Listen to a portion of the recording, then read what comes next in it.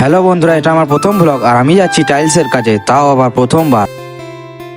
Finally আমি কাজের সাইডে পৌঁছে গেছিলাম। ওখানে গিয়ে দেখি সিমেন্ট বালি সব নামানো আছে আর এই ঘরটাও কমপ্লিট হয়ে গেছে, কিছুটা বাকি আছে। আর এই ঘরটায় কাজ করছিলাম আমি। মিস্ত্রি কাকা বললো মার্বেল পাথরগুলো ছাদ থেকে একটা একটা করে নামিয়ে নিয়ে এসো। তাই আমি ছাদে চলে গেলাম এই মার্বেল পাথরগুলো নামাতে। তারপর আমি চলে গেলাম জল আনতে।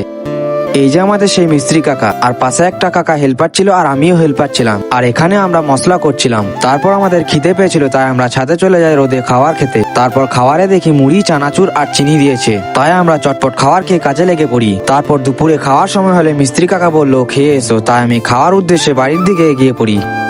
বাড়িতে খাওয়ার পরে আমি 2টোর সময় বেরিয়ে পড়ি কাজের সাইডে যাওয়ার জন্য। ফাইনালি আমি পৌঁছে যাই কাজের সাইডে, আর আমরা কাজ করছিলাম এই বাড়িটায়। কাজ শেষে মিস্ত্রি কাকা বললো কড়াই পাতি সব ধুয়ে দিয়ে বাড়ি চলে যাও, তাই আমি বাড়ির উদ্দেশ্যে এগিয়ে পড়লাম। আজ এই পর্যন্তই। তোমরা যদি এরকম ছোট ছোট মিনি ব্লগ পেতে চাও তাহলে আমার চ্যানেলটাকে এখনই সাবস্ক্রাইব করো। টাটা।